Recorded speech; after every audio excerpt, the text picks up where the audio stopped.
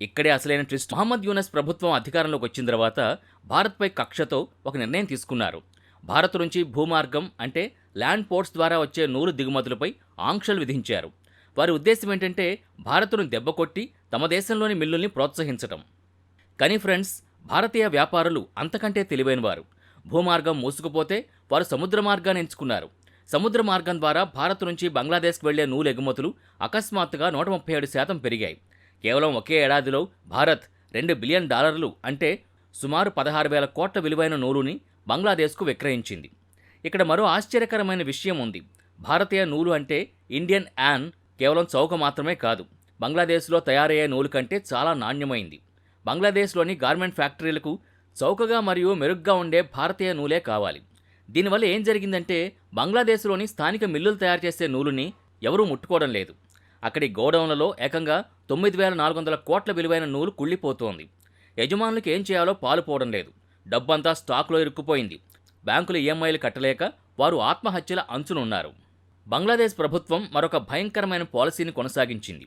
అదేంటంటే ఒకవేళ మీరు విదేశాలకు బట్టలు ఎగుమతి చేయాలి అనుకుంటే మీకు కావలసిన ముడిసరుకుని అంటే నూలును విదేశాల నుంచి ట్యాక్స్ లేకుండా దిగుమతి చేసుకోవచ్చు.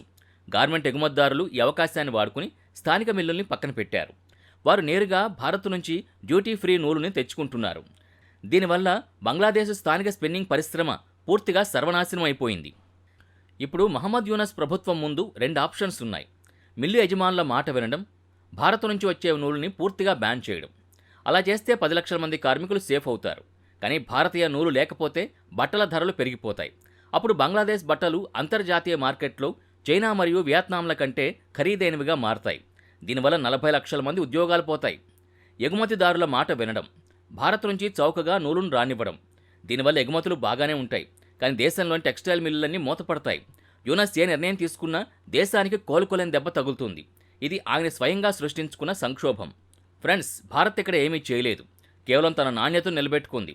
2024-25లో భారత్ తన నూలు ఎగుమతుల్ని 29% పెంచుకుంది.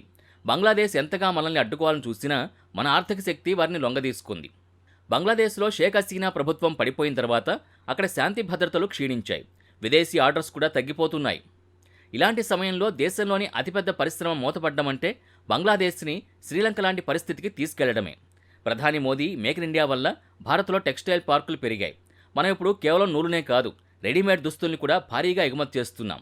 బంగ్లాదేశ్లో ఈ సంక్షోభం మొదలవగానే అమెరికా మరియు యూరప్ దేశాల నుంచి ఆర్డర్లు ఇప్పుడు తిరుపూర్, సూరత్ వైపు మళ్లుతున్నాయి. బంగ్లాదేశ్ తన అస్థిరతకు భారత్ను నిందించాలని చూస్తోంది, కానీ అసలు లోపం వారిలోనే ఉంది. ఫిబ్రవరి 1 తర్వాత అక్కడ సివిల్ వార్ మొదలయ్యే అవకాశం ఉంది. ఎందుకంటే లక్షలాది మంది నిరుద్యోగులు రోడ్ల మీదకి రాబోతున్నారు. మరోవైపు భారత్ తన పట్టును బిగిస్తోంది. మనం కేవలం నూలు అమ్మడమే కాదు, బంగ్లాదేశ్ చేతిలో నుండి పోయిన ఆర్డర్స్ని మన దేశానికి తెచ్చుకోవడానికి సిద్ధంగా ఉన్నాం. ఇది భారత ఆర్థిక వ్యవస్థకి ఒక అద్భుతమైన అవకాశం. ఫ్రెండ్స్, బంగ్లాదేశ్ సంక్షోభం మనకు ఒక విషయాన్ని స్పష్టం చేస్తోంది. భారత్తో వైరం పెట్టుకుంటే దెబ్బ తగిలేది మీకే. మనం ఎప్పుడూ పొరుగుదేశం బాగుండాలని కోరుకుంటాం, కానీ భారత ప్రయోజనాలను దెబ్బతీస్తే మాత్రం ప్రకృతి కూడా మనకే సహకరిస్తుంది. మీరు గమనించాల్సిన విషయం ఏంటంటే ప్రపంచ ప్రసిద్ధ బ్రాండ్లైన H&M, జారా, వాల్మార్ట్ మరియు గ్యాప్ వంటి సంస్థలు తమ బట్టల్లో 60% నుంచి 80% వరకు బంగ్లాదేశ్ నుంచే తయారు చేయించుకుంటాయి. ఫిబ్రవరి 1 నుంచి అక్కడ మిల్లులు ఆగిపోతే ఐరోపా మరియు అమెరికాలోని షోరూంలలో బట్టల కొరత ఏర్పడుతుంది. ఇప్పుడు ఈ బ్రాండ్లన్నీ ప్రత్యామ్నాయం కోసం వెతుకుతున్నాయి. చైనాలో ఖర్చులు పెరిగిపోయాయి. వియత్నాం ఇప్పుడు ఫుల్ ఆర్డర్స్తో ఉంది. ఇప్పుడు మిగిలిన ఏకైక ఆప్షన్ భారతదేశం. మన తిరుపూర్, కోయంబత్తూర్ మరియు సూరత్ నగరాలకి ఇప్పటికే విదేశీ ఆర్డర్స్ వెలువెత్తుతున్నాయి. బంగ్లాదేశ్ తన గోతిని తనే తవ్వుకుంటుంటే భారత్కి అది ఒక అద్భుతమైన అవకాశంగా మారుతోంది. మిల్లు యజమానులు కేవలం నూలు సమస్య గురించే కాదు, విద్యుత్ ఛార్జీల గురించి కూడా మొరపెట్టుకుంటున్నారు. బంగ్లాదేశ్లో గ్యాస్ కొరత విపరీతంగా ఉంది. ఇంధనం దిగుమతి చేసుకోవడానికి వారి దగ్గర విదేశీ మార్క నిల్వలు లేవు. దీనివల్ల ఫ్యాక్టరీలకి పవర్ సప్లై నిలిచిపోతోంది. కరెంట్ లేకపోయినా బిల్లులు మాత్రం భారీగా వస్తున్నాయి. క్షేత్రస్థాయిలో ఒక పరిశ్రమని ఎలా నడపాలో, కార్మికుల సమస్యల్ని ఎలా తీర్చాలో తెలియక ఆయన ప్రభుత్వం అయోమయంలో ఉంది. రాజకీయం వేరు, బ్యాంకింగ్ వేరు అని బంగ్లాదేశ్ ప్రజలకి ఇప్పుడు అర్థమవుతోంది. షేక్ హసీనా హయాంలో వస్త్ర పరిశ్రమ యజమానులకి మరియు ప్రభుత్వానికి మధ్య ఒక బలమైన సమన్వయం ఉండేది. ఆమె ఈ పరిశ్రమకు భారీగా రాయితీలు ఇచ్చేవారు. కానీ ప్రస్తుత ఇంటర్మ్ గవర్నమెంట్ యజమానుల్ని కేవలం ధనవంతులుగా చూస్తోంది తప్ప దేశ జీడీపీని నిలబెట్టే పారిశ్రామికవేత్తలుగా చూడడం లేదు. ఈ నాయకత్వ లోపమే ఈరోజు 100% మిల్లులు మూతపడ్డానికి కారణం. బంగ్లాదేశ్ బోర్డర్లో మరో భయంకరమైన కుట్ర జరుగుతోంది. భారతీయ నూలుకున్న డిమాండ్ చూసి కొందరు స్మగ్లర్లు తక్కువ నాణ్యత గల చైనా నూలుని ఇండియన్ బ్రాండ్ పేరుతో బంగ్లాదేశ్లోకి పంపిస్తున్నారు. దీనివల్ల భారతీయ నూలు ప్రతిష్ట దెబ్బతినే ప్రమాదం ఉంది. అయినప్పటికీ బంగ్లాదేశ్ యజమానులు మాత్రం అధికారికంగా సముద్ర మార్గం ద్వారా వచ్చే భారతీయ నూలునే కోరుకుంటున్నారు. ఎందుకంటే అది పక్కా నాణ్యతతో ఉంటుంది. బంగ్లాదేశ్ ఇప్పుడు సరిగ్గా శ్రీలంక 2022లో ఉన్న పరిస్థితిలో ఉంది. ఆదాయమిచ్చే వస్త్ర పరిశ్రమ ఆగిపోతే డాలర్ల రాక నిలిచిపోతుంది. అప్పుడు నిత్యావసర వస్తువుల ధరలు ఆకాశాన్ని తాకుతాయి. ప్రజలు ఆకలితో అలమటించే రోజులు దగ్గరలోనే ఉన్నాయి. మహమ్మద్ యూనస్ భారత్ను విమర్శించడం మానేసి ఇక్కడి నుంచి వస్తున్న చౌకైన సాయాన్ని వాడుకుంటేనే ఆ దేశం బతుకుతుంది. ఒకప్పుడు బంగ్లాదేశ్ మనకి పోటీ అని భయపడేవాళ్లం. కానీ నేడు మన దేశం ఆ దేశానికి ముడిసరుకు అందించే స్థాయికి ఎదిగింది. మనం నూలిస్తేనే వాళ్ళు బట్టలు కుట్టగలరు. మనం స్విచ్ ఆఫ్ చేస్తే వాళ్ళ ఫ్యాక్టరీలు ఆగిపోతాయి. వాల్మార్ట్ లేదా H&M వంటి సంస్థలు తమ సరుకు కోసం 6 నెలల ముందే ప్లాన్ చేసుకుంటాయి.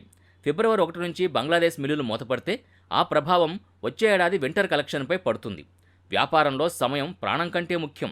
బంగ్లాదేశ్లో అస్థిరత నెలకొందని తెలియగానే ఈ గ్లోబల్ బ్రాండ్లు ఇప్పటికే తమ కొనుగోలు కేంద్రాల్ని ఢాకా నుంచి బెంగళూరు మరియు చెన్నైకి మారుస్తున్నాయి.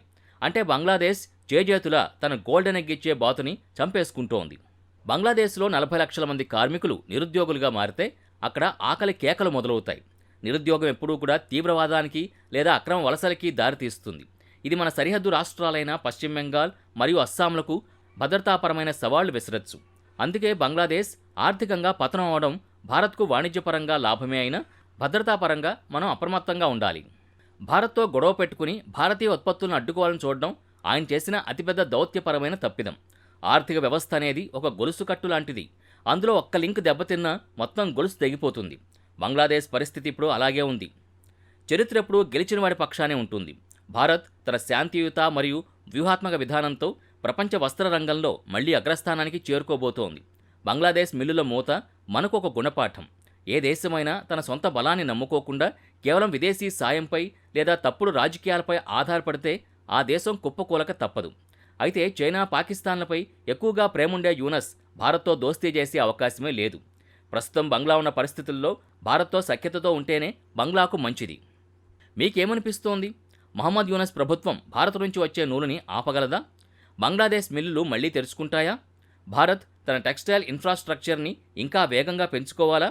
బంగ్లాదేశ్ నుంచి వస్తున్న ఈ ఆర్డర్స్ని మనం తట్టుకోగలమా? మీ అభిప్రాయాన్ని కామెంట్ సెక్షన్లో తప్పకుండా తెలియచేయండి. ఈ వీడియో కనుక మీకు నచ్చినట్టయితే ఇప్పుడే లైక్ చేయండి, షేర్ చేయండి. ధన్యవాదాలు. జై హింద్, జై భారత్.